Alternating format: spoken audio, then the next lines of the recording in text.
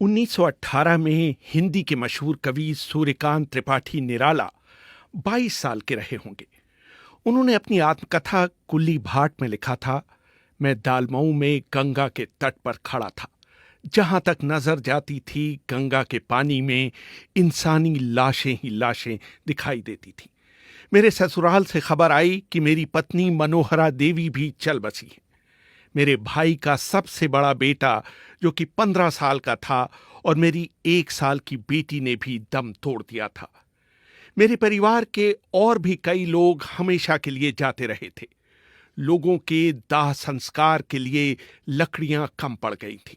पलक झपकते ही मेरा परिवार मेरी आंखों के सामने से गायब हो गया था।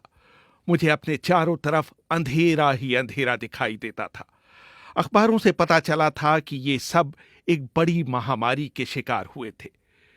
निराला का परिवार ही नहीं, भारत को आजादी दिलाने वाले महात्मा गांधी भी लाखों लोगों की तरह इस जानलेवा बीमारी स्पेनिश फ्लू के शिकार हो गए थे। गांधी की पुत्रवधू गुलाब और पोते शांति की मौत भी इस बीमारी से हुई थी। अगर गांधी इस बीमारी से न ठीक हुए होते तो शायद भारत की आजादी की लड़ाई का इतिहास दूसरे ही ढंग से लिखा जाता। इस महामारी ने करीब 1,80,00,000 भारतीय लोगों की जान ले ली थी। कहा यह भी जाता है कि मशहूर उपन्यासकार प्रेमचंद भी इस बीमारी से संक्रमित हुए थे। इतिहास के पन्नों में इसकी इतनी चर्चा नहीं होती, लेकिन इस महामारी के कारण ही ब्रिटिश सरकार के खिलाफ लोगों का रोष आसमान छूता चला गया था। इस बीमारी की शुरुआत 29 मई 1918 को हुई थी, जब पहले विश्व युद्ध के मोर्चे से लौट रहे भारतीय सैनिकों का जहाज बंबई बंदरगाह पर आकर लगा था और करीब 48 घंटों तक वहां लंगर डाले खड़ा था। मेडिकल इतिहासकार और राइडिंग द टाइगर पुस्तक के लेखक अमित कपूर लिखते हैं, 10 जून 1918 को पुलिस के 7 सिपाहियों को जो कि बंदरगाह पर तैनात थे, नज़ले और जुकाम की शिकायत पर अस्पताल में दाखिल कराया गया था। ये भारत में संक्रामक बीमारी स्पेनिश फ्लू का पहला मामला था। तब तक ये बीमारी पूरी दुनिया में फैल चुकी थी। एक अनुमान है कि इस बीमारी से पूरी दुनिया में 10 से 20 करोड़ लोगों की मौत हुई थी। जॉन बेरी अपनी किताब the great influenza, the epic story of the deadliest pandemic in history में लिखते हैं, 10.5 करोड़ की आबादी वाले अमेरिका में इस बीमारी से करीब 6,75,000 लोग मारे गए थे।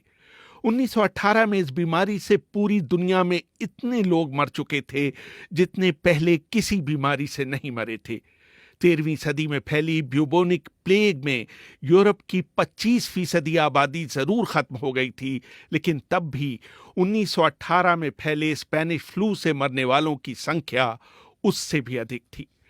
जॉन बेरी आगे लिखते हैं, 1918 की महामारी में 24 हफ्तों में जितने लोग मारे गए थे उतने एड्स से 24 सालों में नहीं मरे हैं। इस बीमारी का सबसे अधिक असर पीड़ित के फेफड़ों पर पड़ता था। उसको असहनीय खांसी हो जाती थी और उसकी नाक और कभी-कभी कान और मुंह से खून बहने लगता था।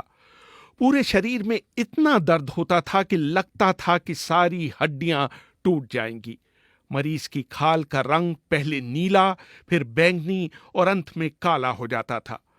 अमेरिका में फिलाडेल्फिया में आलम यह था कि पादरी घोड़े पर सवार होकर घर घर जाते थे और लोगों से कहते थे कि अपने घर के दरवाजे खोलकर अंदर रखे शवों को उनके हवाले कर दें। वो उस अंदाज में आवाजें लगाते थे जैसे आजकल कबाड़ी वाले घर घर जाकर पुकारते हैं। शुरू में जब ये बीमारी फैली तो दुनिया भर की सरकारों ने इसे इसलिए छिपाया कि इससे मोर्चे पर लड़ने वाले सैनिकों का मनोबल गिर जाएगा। सबसे पहले स्पेन ने इस बीमारी के अस्तित्व को स्वीकार किया, इसलिए इसे स्पेनिश फ्लू का नाम दिया गया। बंबई में तो ये बीमारी फैली ही, भारतीय रेल इसे भारत के दूसरे हिस्सों में ले गई। 1920 समाप्त होते होते पूरी दुनिया में इस बीमारी से 5 से 10 करोड़ लोग मर चुके थे। दोनों विश्व युद्धों में कुल मिलाकर हुई मौतों से भी ज्यादा। भारत में सबसे अधिक करीब 1,80,00,000 लोग, यानी कि उस समय की जनसंख्या का 6%। कश्मीर की ऊंचाइयों से लेकर बंगाल के गांवों तक कोई भी इस बीमारी से अछूते नहीं रहे थे।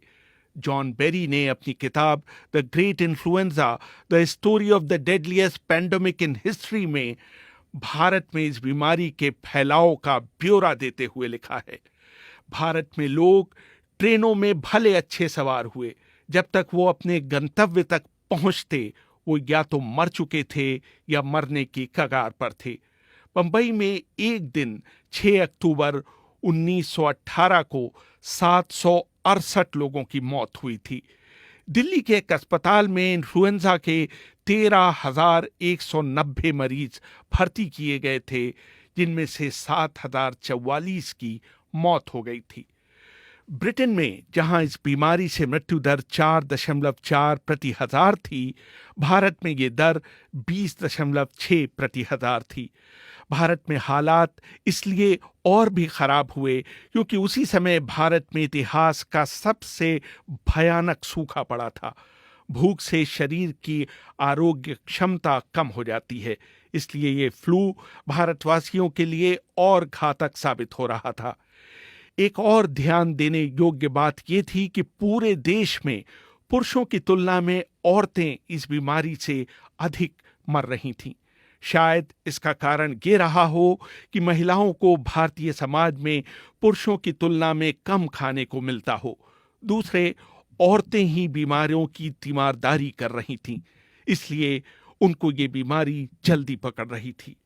भारत के 120 साल के आर्थिक इतिहास में 1918 का साल सबसे बुरा साल था। भारत की विकास दर 0 से कहीं नीचे -10.8% चली गई और मुद्रास्फीति ने पिछले सारे रिकॉर्ड तोड़ दिए।